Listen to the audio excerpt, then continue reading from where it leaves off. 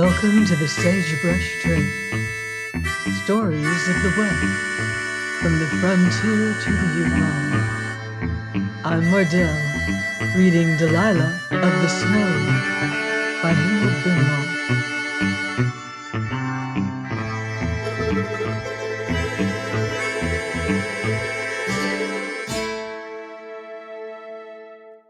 Chapter 11. Ingleby Ventures a Remonstrance. It was late in the afternoon when Ingleby, who led two jaded pack horses, limped into the Green River Canyon. His long boots, which were caked with the mire of leagues of travel, galled him cruelly. Every joint was aching, and it was only by an effort he kept himself on his feet at all. It had rained most of the way from the distant settlement, where he had been for the flour Hetty had asked for, and during the last week he had slept by snatches amidst the dripping fern, while the pitiless deluge thrashed the fir trunks that indifferently sheltered him. The few strips of natural prairie in the valleys had turned to treacherous swamps, where he sank to the knee, and every few miles there was a furious torrent to be forded perilously. Had he been called on to make that journey under such conditions, when fresh from England, he would probably never have reached the canyon. But strenuous toil with pick and shovel, and the simple life of the wilderness had hardened him and endued him with the strength of will which holds the worn-out body in due subjection. Man's capacity for endurance is, as even the hard-handed bushman knows, moral as well as physical. But Ingleby was making his last effort when he reached the great rift between the hills. The river roared close beneath him, swirling among its boulders, stained green with the clay of a great glacier, and overhead the somber pines were blurred by mist and rain. No laden beast could scale the slope they clung to, and on a treacherous bank of gravel on which a man could scarcely keep his footing, dropped to the river just outside the slushy trail. Ingleby sank ankle-deep in mire at every step, but he held on doggedly, with a hand on the leading horse's bridle and the rein on his face, for Ledger's camp was not very far away, and he feared that if he rested now, his worn-out limbs might fail him when he came to start again.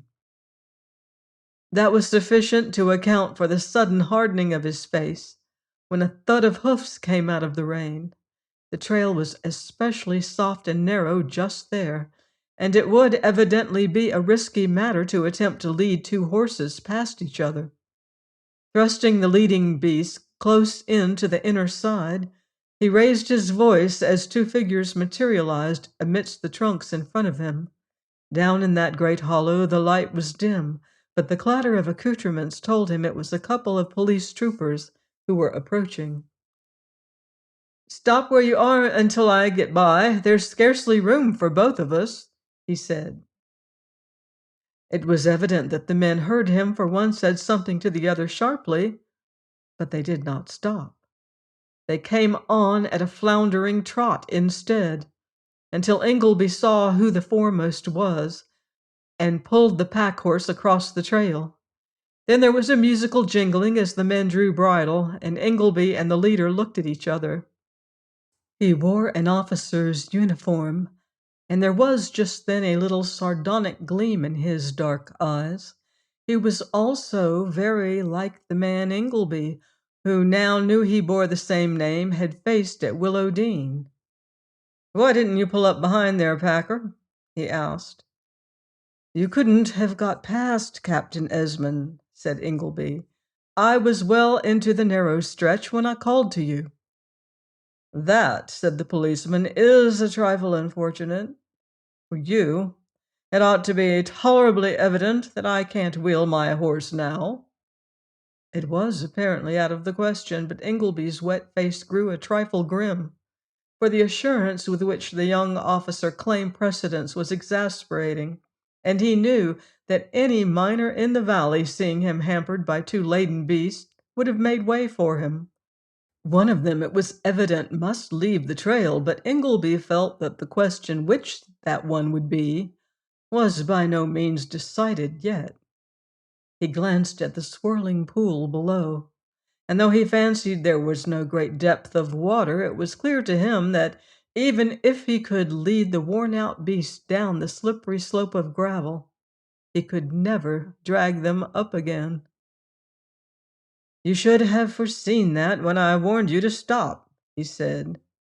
A little flicker of color showed in Esmond's face, but he sat easily, and as it seemed to Ingleby, insolently still in his saddle, looking at him with an excellent assumption of ironical incredulity, as though unwilling to believe that he had heard correctly. This was the more exasperating because Ingleby had his share of the sturdy English independence, and an almost unreasoning dislike of anything that savored of arrogance. It was, however, consoling to remember that in the wilderness the patrician is held of no more account than the manhood inherent in him warrants, and must either waive his claim to superiority or support it by his own resources. There was also no sign that the trooper sympathized with his officer. "Will you be good enough to get out of my way?" asked Esmond with portentous quietness. There was no answer, and he touched his horse with the spur. The beast floundered forward, splashing in the mire, but Ingleby stood still with a grim, wet face in the middle of the trail, and a faint trace of astonishment crept into the young officer's eyes. For, as sometimes happens in the case of men with sufficient belief in themselves, he had hitherto found the world inclined to take him at his own valuation. Now he found the position as galling as it was unexpected, for it was evident that the nerve of the wet and miry man who stood awaiting him with exasperating quietness was quite equal to his. Esmond's blood was up, and it is very probable that he would have risked the encounter had he been free from official responsibility. As it was, however, he remembered that an officer of police is not warranted in riding down an unoffending citizen, and in addition to this, the heavily laden pack horse, drawn tight across the trail, promised to prove an embarrassing obstacle, even if Ingleby had not been standing beside it with a heavy fur staff in his hand. It occurred to Esmond that there was very little to be gained except damage to his personal dignity by riding into 2 bags of flour, while a second pack horse similarly encumbered blocked the trail close behind. Thus, at the last moment, he swung himself backwards with a wrench upon the bridle, and there was a scattering of mire and gravel as his horse reeled down the slope to the river. The beast was used to the mountains, and the man had ridden from infancy, so that when they plunged into the swirling pool, he was still in the saddle, and Ingleby saw that his face was dark with a flush of anger. How he was to get out was his own business, and it was evident that he was in no danger, so Ingleby turned and gazed at the trooper, who still sat with a faint but suggestive twinkle in his eyes. "I don't want to wait here. Both the beast and I are badly played out," he said. The trooper rubbed his chin with a wet hand and glanced at his officer, who had, however, his back to him just then, as he picked his way amidst the boulders. "Well," he said, "I guess if I got down and edged out off to the off side, you might pass me. The trail is a little wider here." "Thanks," said Ingleby, and looked at the man as he carefully led his beast by him. The trooper also looked at him with a little comprehending grin. "Somebody's going to make trouble if he can find a speck on anything tomorrow," he said. He swung himself into the saddle with all the haste he could contrive, and with one eye still upon his officer. Ingleby plodded on, and as the dusk was closing in, limped into sight of a ruddy blaze among the pines. Ledger, who had heard his approach, took the pack horses' bridles, and Ingleby stood stupidly still, blinking at him. "I've got it," he said, pointing to the flour. "Where's it to go? I'll give you a hand to heave it down." Ledger laughed and pointed to the shanty. "Go right in. I'll manage the bags myself," he said. "Tomlinson and the boys have been up and built us a new store shed." Ingleby turned towards the shanty, and as he neared the doorway, a slim figure, cut against the light, and a hand was stretched out to draw him in. Then he felt a little thrill run through him as he stood in the welcome warmth, with Hetty looking up at him. There was an almost maternal gentleness and compassion in her eyes, for Ingleby's face was a trifle gray, and the water ran from him. Then she turned swiftly and thrust an armful of clothing upon him. "Put them on this minute. They're warm and dry. There's a light in the new shed," she said. "Then come back here. You're not to go outside again." Ingleby was glad to obey her, and when he came back, Hetty had drawn a rude chair of deer hide towards the fire. "Sit down, and don't worry about trying to talk," she said. Ingleby sank wearily into the chair and lay there in a state of blissful content, watching her with half-closed eyes. It was an inestimable luxury to be free from the chill of his saturated clothing and feel the warmth creep through him. But by degrees he became sensible that his contentment had more than a physical origin. The soft rustle of Hetty's dress was soothing as she laid out a simple meal. Her quick, light footsteps suggested a gratifying anxiety to minister to his comfort, and he found the fashion in which she smiled at him, as she did once or twice, especially pleasant. Hetty had a spice of temper and a will of her own, but she was also endued with the kindliness which makes up for a good many deficiencies. Ingleby turned his head at last and looked at her languidly. "You make this shanty feel like home, though it is a very long while since I had one," he said. Hetty flushed ever so slightly, and Ingleby naturally did not notice it. "We've been making improvements since you left," she said. "It really doesn't need very much to make a place look comfortable." Ingleby appeared reflective. "Well," he said, "I suppose it doesn't. I don't know how you manage it, Hetty, but everything seems just as one would like it when you arrange it." "Still, that's not quite what I mean either. I'm not really sure I do know what I mean. You see, I'm sleepy." Hetty stopped close beside him and looked down with a little smile, though there was just a shade more color than usual in her face. "You are worn out and needn't worry about it until you have had supper," she said. "If I had known you would come back like this, I would never have let you go. Still, you wanted the flour. I didn't mean you to wear yourself out to save those lazy miners from baking their own bread." Ingleby shook his head. "I shall be all right tomorrow, and I'm going to talk," he said. "That wasn't why you sent me. One doesn't start a bakery out of philanthropy." "Well," said Hetty, "you know I wanted the money." "For Tom and me," said Ingleby reproachfully. "I felt horribly mean about it all the way to the settlement." "Is it very unpleasant, then, to let me do anything for you?" "No," said Ingleby. "That is, of course, it's generally very nice. Still, in this case—" Hetty looked at him curiously. "Oh, I know. Still, you seemed quite angry once, because I didn't care to let you lend Tom the money to bring us out. That, of course, was very different." Hetty smiled. "Yes," she said, "when one is a girl, it usually is." Ingleby, who was very drowsy, did not seem quite sure what to make of this, and gazed meditatively at the fire. "That stone hearth wasn't there when I left," he said. "Who made it, Hetty?" "Tomlinson. Tom went round to tell the boys about the bakery, and Tomlinson came over to show him how to build the oven." "And he made this chair?" "Now I think of it, we haven't one before. And Tom certainly didn't make it. It's too comfortable." "Yes," said Hetty. "And he built the new shed." "He certainly did." Ingleby seemed by no means pleased.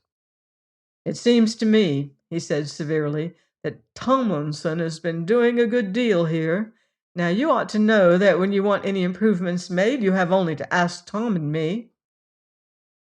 "Could you build a chimney like that one?" "No," said Ingleby decisively. "If I must be honest, I don't think I could. Still, there wasn't the least occasion to ask Tomlinson. He must have been here more than once." "I believe he was here 3 or 4 times." "Why did he come so often?" Hetty laughed. "He said it was to see how Tom was getting on with the oven." "Of course," said Ingleby. "Well, I suppose one excuse was as good as another. One would, however, fancy that Tomlinson had quite enough to do looking after his mine." Hetty flashed a swift glance at him, but Ingleby was not looking at her. He was too drowsy to be quite sure of what he felt, but the fact that Tomlinson had been there on several occasions was far from pleasing him. Just then Tom Ledger came in with the kettle, which he had boiled on the fire outside, and Ingleby roused himself. "I suppose you've struck nothing on the claim," he said. "No," said Ledger, "only a trace of color, but I don't want to talk of that tonight. You can tell us about your journey when you have had supper." Ingleby did so, though the narrative was distinctly tame in its unvarnished conciseness, until he came to his meeting with Esmond. He had no desire that Hetty should know what he had endured on her account. While it is, after all, difficult to make another person understand what one feels like when worn out to the verge of exhaustion, Ingleby did not attempt it, but his tone changed a trifle as he tried to picture the policeman floundering in the river. Ledger laughed softly, but the firelight showed a little flash in Hetty's eyes. "Splendid," she said, and her voice had a little vindictive ring. Ledger looked up with a whimsical smile. "You appear almost as angry with the man as Walter was," he said. "Well," replied Hetty sharply, "so I am." It did not occur to Ingleby to wonder why the fact that the policeman had attempted to drive him off the trail should cause her so much indignation, and when Hetty abruptly asked a question calculated to give a different trend to the subject, Ledger answered her. "I fancy I should have endeavored to let him scrape by if I had been there," he said. "Crowding a police officer of that kind into a river may be soothing to one's ruffled temper, but I can't help concluding that it's likely to turn out expensive." Ingleby did not answer this, and shortly afterwards retired to the tent, where he spent the next 10 hours in dreamless sleep. He rose a little later than usual next morning, but did his accustomed work at the mine. Though Ledger fancied he was a trifle preoccupied during most of the day, shortly before they left their task in the evening, they saw Tomlinson climbing the trail to their camp with a heavy burden on his shoulders. The miner had apparently got rid of it when they met him coming back, and smiled in a deprecatory fashion in answer to Ingleby's inquiring glance. "I struck a fir that was full of resin knots when I was chopping props," he said. "It kind of struck me Miss Ledger would have some use for them at the bakery, and I just took 1 or 2 along." Ingleby appeared rather more reflective than ever when the big miner went on, and finally laid his hand on his companion's shoulder. "Of course, it's not exactly my business, but are you wise in encouraging that man to prowl about the shanty continually, Tom?" he said. Ledger looked at him in astonishment. "I'm not aware of having done it, but if it pleases him to come here, why shouldn't he?" "I suppose it doesn't occur to you that there is anything unusual in the fact that a man whose time is worth a good deal just now should spend several hours of it hacking pine knots out of trees and then scramble 2 miles with as much as a horse could carry on his back over an infamous trail?" "You mean that he does not do it to please you or me?" "Yes," said Ingleby, "that's it exactly. Of course, I know I'm taking an unwarranted liberty, but I had felt that Hetty could have had any liking for him. I should not have mentioned it to you. Still, don't you think it might be better if she didn't see so much of him?" Ledger laughed. "So far, at least, she hasn't shown the smallest sign of recognizing the merits of the fortunate Tomlinson." Ingleby looked down across the pines. "We are old friends, and you won't mind my saying that I'm very glad." Well, said Ledger, who glanced at him sharply, I can't quite see why you should be. The man has an excellent character, and I like him. He has also what some folks would consider, of as much importance, a profitable mine.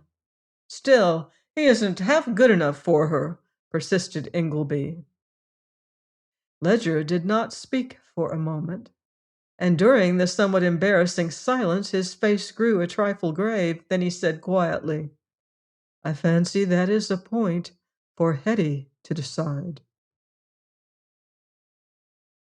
Join me next time on the Sagebrush Trail for more Western adventure in Delilah of the Snows by Harold Benloss.